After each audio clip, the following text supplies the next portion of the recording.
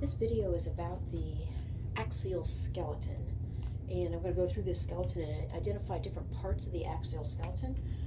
First of all, we know that the axial skeleton is basically in the midline of the body.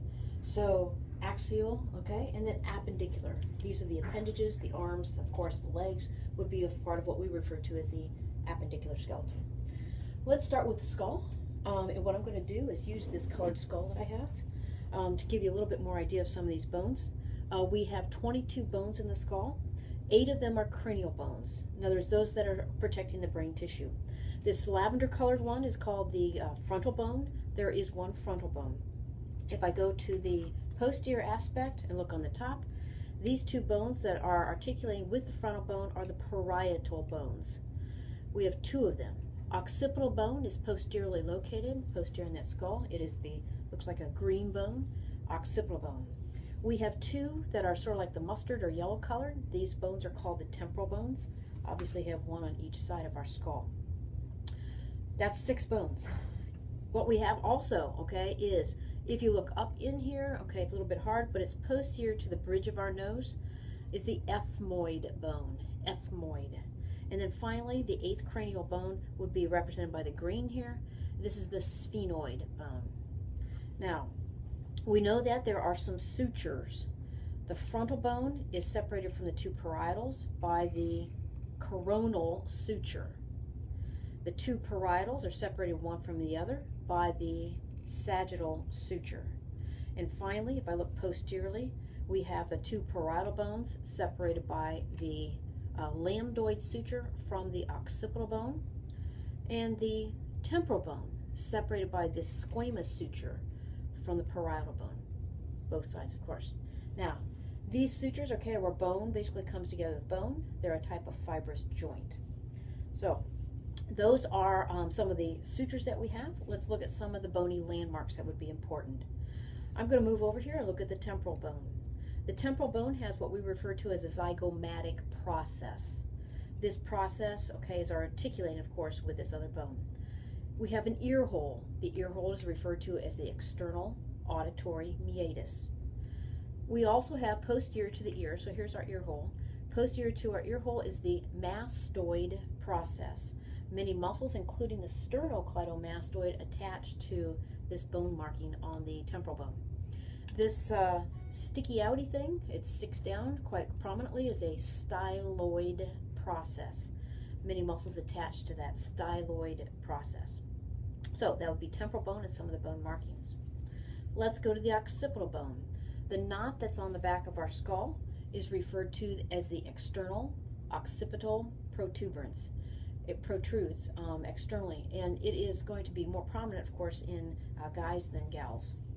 If I look at the bottom of the, or inferior aspect of the occipital bone, this large hole is called the foramen magnum. It is accommodating the spinal cord going up through it. We have these condyles on either side of that foramen.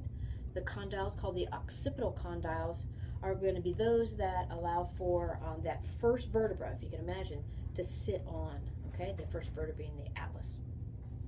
In addition, okay, if we look at the other bones besides the cranial bones, let's look at the facial bones. There are 14 facial bones. The bridge of our nose, there's 2 of those bones. They're called the nasal bones.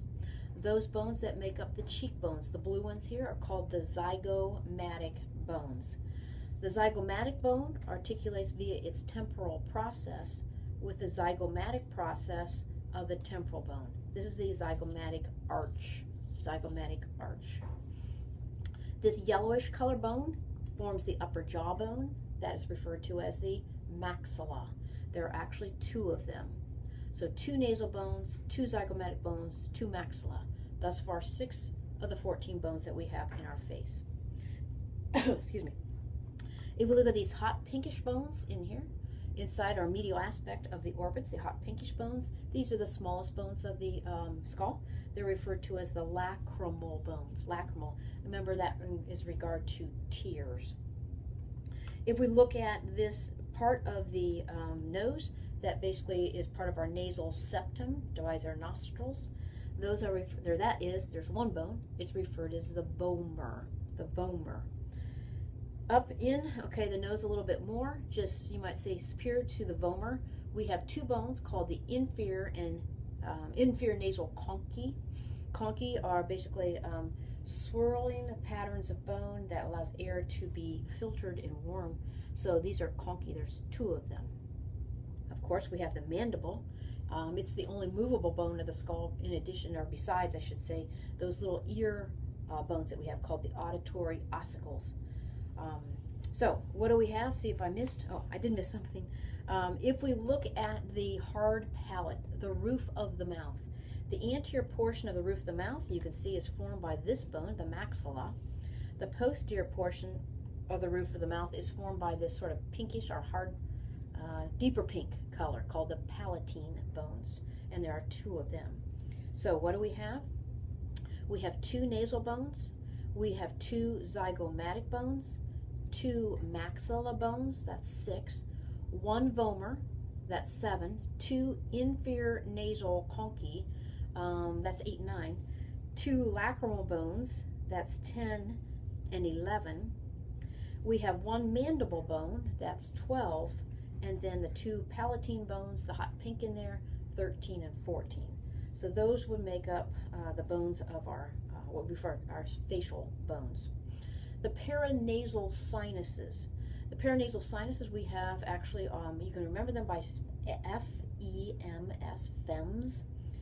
F is for frontal bone. Okay, so we have this space. Okay, we have actually two spaces up here. Okay, that are places where our air is warmed and filtered when it comes up our nose. Those are the frontal sinuses. E is for ethmoid. Remember, up in the nose, posterior to the bridge of the nose would be the ethmoid bone. It has cavities or spaces called sinuses for same purpose. We have two in the maxilla.